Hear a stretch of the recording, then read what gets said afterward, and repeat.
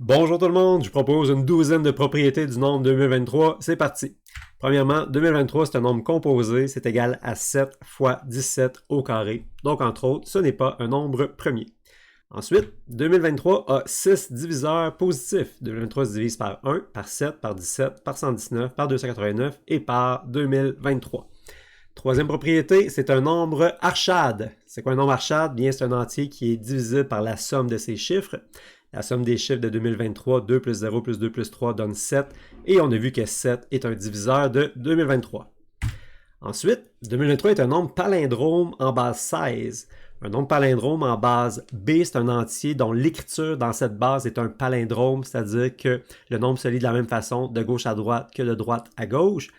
2023, bien, c'est égal à 7 fois 16 au carré, plus 14 fois 16 à la 1, plus 7 fois 16 à la 0. Et le nombre 14 en base 16 s'écrit comme le chiffre E. Donc, 2023 en base 16 devient 7E7. 2023 en base 10 devient 7E7 en base 16. C'est bien un nombre palindrome. Ensuite, 2023 est un zygodrome en base D. C'est quoi un zygodrome? Bien, c'est un nombre entier dont l'écriture dans cette base est composée de suites de chiffres identiques. 2023 en base 2, c'est 111, 111, 00, 111. Donc, on a une suite de 6, 1, suivie d'une suite de 2, 0, suivie d'une suite de 3, 1. On a bien un zygodrome. 2023 est également un zygodrome en numération romaine. 2023 s'écrit MMXXIII en chiffres romains. C'est un nombre zygodrome. Ensuite, propriété assez particulière. Si on prend un carré 4 par 4 qu'on recouvre à l'aide de triomino en forme de L, c'est les 4 formes suivantes, ou de monomino, c'est les carrés 1 par 1 ici, eh bien, il y a combien de façons de recouvrir un carré 4 par 4 à l'aide de triomino et de monomino? Eh bien, il y en a précisément 2023. Donc, si j'ai mis 4 exemples, on voit un premier exemple de recouvrement du carré 4 par 4 seulement avec des triominos et des monominos. Bien, au total, le nombre de façons de recouvrir un carré 4 par 4 avec des triominos et monominos, il y en a 2023.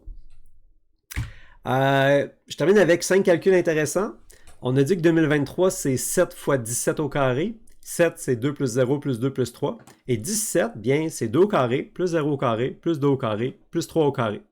Donc, si on met ce nombre-là au carré, qu'on multiplie nos deux sommes, on arrive bien à 2023. Il y a de quoi de joli, je trouve, dans cette équation-là.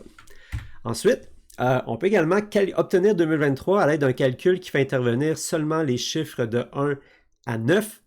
Donc, on a 1 moins 2 plus 3 plus 4 plus 5 plus 6 qui donne 17, fois 7 fois 8 plus 9 qui donne 17. Donc, on a 7 fois 17 fois 17 et on a déjà vu que c'est 2023.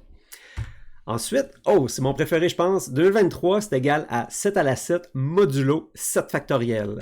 7 à la 7, ça donne 823 543. 7 factoriel, c'est 1 fois 2 fois 3 fois 4 fois 5 fois 6 fois 7. Ça donne 5040. Et si on fait cette division-là, on obtient 163 et un reste de 2023.